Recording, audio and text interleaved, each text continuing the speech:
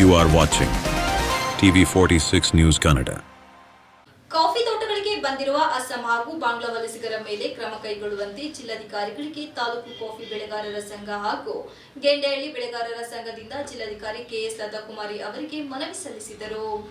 ಈ ವೇಳೆ ಮಾತನಾಡಿದ ಕಾಫಿ ಬೆಳೆಗಾರರ ಸಂಘದ ಅಧ್ಯಕ್ಷ ಅದ್ದೂರಿ ಚೇತನ್ ಕುಮಾರ್, ತಾಲೂಕಿನಲ್ಲಿ ಕಾಫಿ ತೋಟಗಳಲ್ಲಿ ಕೂಲಿ ಕೆಲಸ ಅರಸಿ ಅಸ್ಸಾಂ ಹಾಗೂ ಬಾಂಗ್ಲಾದ ವಲಸಿಗರು ಸುಮಾರು 5,000ಕ್ಕೂ ಹೆಚ್ಚು ಕಾರ್ಮಿಕರು ಅನಧಿಕೃತವಾಗಿ ಬಾಡಿಗೆ ಮನೆ ಮಾಡಿಕೊಂಡು ವಾಸಿಸುತ್ತಿದ್ದು, ಇದರಿಂದ ಬೆಳೆಗಾರರು ಹಾಗೂ ಸ್ಥಳೀಯರಿಗೆ ಬಹಳ ತೊಂದರೆ ಕೊಡುತ್ತಿದ್ದಾರೆ.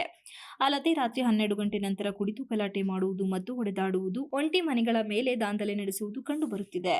ಅವರೇ ನಮ್ಮ ಸಂಘಟನೆ ಕಟ್ಟಿಕೊಂಡು ತೋಟದ ಮಾಲೀಕರನ್ನು ಹೆದರಿಸುವುದು ಅಲ್ಲದೆ ಅಶಿಸ್ತಿನಿಂದ ವರ್ತಿಸುವುದು ಆತಂಕದ ವಿಷಯವಾಗಿದೆ. ಸುತ್ತಮುತ್ತ ದನಕರುಗಳನ್ನು ಕದ್ದು ಮಾಂಸಕ್ಕಾಗಿ ಹತ್ಯೆ ಮಾಡುತ್ತಿದ್ದಾರೆ. ಈಗಾಗಲೇ ಇದರ ಬಗ್ಗೆ ನಾವುಗಳು ಸಂಬಂಧಿಸಿದ ಅಧಿಕಾರಿಗಳಿಗೆ ದೂರು ನೀಡಿದ್ದು, ಸಾರ್ವಜನಿಕರ ಹಿತಾಸಕ್ತಿಯಿಂದ ದೂರು ಸಹ ದಾಖಲಿಸಿಕೊಳ್ಳಲಾಗಿದೆ.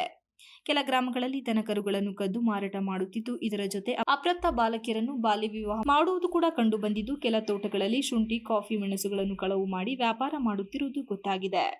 ಇದರ ಬಗ್ಗೆ ಗಮನ ಹರಿಸುವಂತೆ ಮನವಿ ಮಾಡಿದರು. ನಂತರ ಮಾತನಾಡಿದ ಗೆಂಡೆಹಳ್ಳಿ ಬೆಳೆಗಾರರ ಸಂಘದ ಸಿದ್ದೇಗೌಡ ಹಾಗೂ ಶ್ರೀನಿವಾಸ್ ಮಾತನಾಡಿ, ನಕಲಿ ಆಧಾರ್ ಕಾರ್ಡ್ ಸೃಷ್ಟಿಸಿಕೊಂಡು ಇಲ್ಲಿ ಕೆಲಸ ಗಿಟ್ಟಿಸಿಕೊಳ್ಳುತ್ತಿದ್ದು, ಅಪ್ರಾಪ್ತ ಮಕ್ಕಳ ಮೇಲೆ ಲೈಂಗಿಕ ದೌರ್ಜನ್ಯ ಹಾಗೂ ಯಾವುದೇ ಅನುಮತಿ ಪಡೆಯದೆ ಕೆಲ ಬಾಡಿಗೆ ಮನೆಗಳಲ್ಲಿ ವಾಸವಾಗಿದ್ದು, ಕೂಡಲೇ ಇದನ್ನು ತಪ್ಪಿಸಬೇಕು ಹಾಗೂ ಅವರನ್ನು ಇಲ್ಲಿಂದ ಗಡೀಪಾರು ಮಾಡುವಂತೆ ಬೆಳೆಗಾರರ ಒಕ್ಕೂಟದ ಪರವಾಗಿ ಮನವಿ ಮಾಡಿದರು. ಮನವಿ ಸ್ವೀಕರಿಸಿ ಮಾತನಾಡಿದ ಜಿಲ್ಲಾಧಿಕಾರಿ ಕೆಎಸ್ ಲತಾಕುಮಾರಿ, ತಕ್ಷಣ ತಹಶೀಲ್ದಾರ್ ಶ್ರೀಧರ್ ಕಂಕನವಾಡಿ ಅವರಿಗೆ ಸಂಪೂರ್ಣ ಮಾಹಿತಿ ಪಡೆದು ನನಗೆ ಮಾಹಿತಿ ನೀಡಬೇಕು ಎಂದು, ವಲಸಿಗರು ಹಾಗೂ ಇಲ್ಲಿ ಕೆಲಸ ಮಾಡುತ್ತಿದ್ದು ಅವರಿಗೆ ಯಾರು ವಸತಿ ಸವಲತ್ತು ನೀಡಿದ್ದಾರೆ ಅವರ ಆಧಾರ್ ಕಾರ್ಡ್ ಪರಿಶೀಲಿಸಿ ನಮಗೆ ಮಾಹಿತಿ ಕೊಡಿ. ಕಂದಾಯ ಇಲಾಖೆ ಅಧಿಕಾರಿಗಳನ್ನು ಎಲ್ಲ ಗ್ರಾಮಗಳಿಗೂ ಕಳುಹಿಸಿ ನಮಗೆ ಮಾಹಿತಿಯನ್ನ ವಾರದಲ್ಲಿ ನೀಡಿ. ಇನ್ನು 15 ದಿನಗಳಲ್ಲಿ ನಾನೇ ಪೊಲೀಸ್ ಇಲಾಖೆ ಹಾಗೂ ಕಂದಾಯ ಇಲಾಖೆ ಜೊತೆ ಚರ್ಚಿಸಿ ನಿಮ್ಮ ಜೊತೆ ಸಭೆ ನಡೆಸಿ ಕ್ರಮ ಕೈಗೊಳ್ಳುವುದಾಗಿ ಭರವಸೆ ನೀಡಿದರು.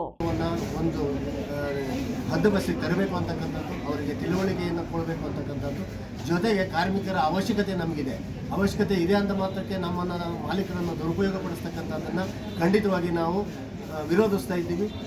ದಿನಕ್ಕೊಂದು ಸಂಬಳವನ್ನು ಕೇಳ್ತಕ್ಕಂಥದ್ದು, ದಿನಕ್ಕೊಂದು ಸಮಯವನ್ನು ಕಾಫಿ ತೋಟದಲ್ಲಿ ಹಾಗೂ ಅವರ ಅಪ್ರಾಪ್ತ ಬಾಲಕಿಯರು ಮತ್ತು ಬಾಲಕರು ವಿವಾಹ ಆಗಿ ಏನು ಪ್ರೆಗ್ನೆನ್ಸಿ ಆಗ್ತಿದ್ದಾರೆ. ಈ ದೇಶದ ಪರಿಸ್ಥಿತಿ ಯಾವ ಮಟ್ಟಕ್ಕೆ ಮುಟ್ಟುತ್ತೆ ಅಂದರೆ, ಇವತ್ತು ಯಾವುದೇ ಸರ್ಕಾರ ನಮ್ಮ ಬಗ್ಗೆ ಕಾಳಜಿ ವಹಿಸ್ತಿಲ್ಲ. ಆದ್ದರಿಂದ ನಮ್ಮ ಬೆಳೆಗಾರರ ಕಾಳಜಿ ವಹಿಸಬೇಕು, ನಮ್ಮ ಜನತೆ ಕಾಳಜಿ ವಹಿಸಬೇಕು. ಇದು ಮುಂದೆ ನಮ್ಮ ಮಲೆನಾಡಿಗೆ ಬಹಳ ಎಚ್ಚರಿಕೆಯ ಗಂಟೆ ಆಗಿದೆ, ಬಹುಶಃ ತೊಂದರೆ ಕೂಡ ಆಗುತ್ತೆ. ಹಾಗಾಗಿ ದಯಮಾಡಿ ಯಾವುದೇ ಬೆಳೆಗಾರರು ನೇರವಾಗಿ ಅವರಿಗೆ ತೋಟದಲ್ಲೇ ಇರಿಸ್ಕೊಂಡು ಕೆಲಸವನ್ನು ಕೊಡಬೇಕು. ನಮ್ಮ ಕೆಲಸ ಮುಗಿದಂಥ ಸಂದರ್ಭದಲ್ಲಿ ನಮ್ಮ ಅಕ್ಕಪಕ್ಕದವರಿಗೆ ಅವರ ಅನುಮತಿ ಮೇರೆಗೆ ಕಳಿಸ್ಬೇಕೆ ಹೊರತು ನೇರವಾಗಿ ಈ ಒಂದು ಇದು ಮನಾಪನ ಆಗ್ಬಿಟ್ಟಿದೆ. ಬಂದಿದ್ದಾರೆ ಹೊರ ರಾಜ್ಯದಿಂದ ಮತ್ತು ಅಸ್ಸಾಂ ಮತ್ತು ಉತ್ತರ ಭಾರತದಿಂದ ವಲಸೆ ಬರ್ತಕ್ಕಂತಹ ಏನು ಕೂಲಿ ಕಾರ್ಮಿಕರು ಎಲ್ಲ ಕಾಫಿ ತೋಟಗಳಲ್ಲಿ ಮತ್ತು ಇತರೆ ಕಡೆ ಅವರು ಕಾರ್ಯನಿರ್ವಹಿಸ್ತಾ ಇದ್ದಾರೆ. ಅದರ ಗಮನ ಬಂದಿದೆ. ಬಟ್ ಅವರು ಹೇಳೋದು ಇಷ್ಟೇ, ಅವರ ಒಂದು ಐಡೆಂಟಿಫಿಕೇಷನ್ ಪ್ರೂಫ್ ಆಧಾರ್ ಇರ್ಬೋದು ಅಥವಾ ಮತ್ತು ಅವರ ಗುರುತಿನ ಚೀಟಿಯನ್ನು ನಾವು ಕಡ್ಡಾಯ ಮಾಡಬೇಕು ಅಂತ ಒಂದು ಪ್ರಯತ್ನವನ್ನು ಮಾಡ್ತಾ ಇದ್ದೇವೆ. ಮತ್ತು ಇಲ್ಲಿ ಅಲ್ಲಿಂದ ಹೊರಗಡೆ ಬಂದವರಲ್ಲಿಯೂ ಸಹ ಬಾಲ್ಯ ವಿವಾಹ ಮತ್ತು ಇತರೆ ವಿಷಯಗಳು ಸಹ ಅದು ಬರ್ತಾ ಇದೆ.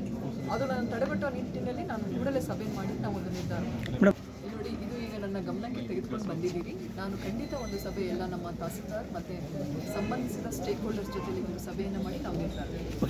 ಈ ಸಂದರ್ಭದಲ್ಲಿ ಗೆಂಡೆಹಳ್ಳಿ ಕಾಫಿ ಬೆಳೆಗಾರರ ಸಂಘದ ಅಧ್ಯಕ್ಷ ರತನ್, ದರ್ಶನ್, ವಿಕಾಸ್, ವಿಜಯ್, ರಂಜಿತ್, ಗುರುವೇಗೌಡ, ಕುಮಾರ್, ನವೀನ್, ದೀಪು, ಮಂಜೇಗೌಡ ಸೇರಿದಂತೆ ಇತರರು ಹಾಜರಿದ್ದರು. Ganesh, TV46 news Kannada, Belur.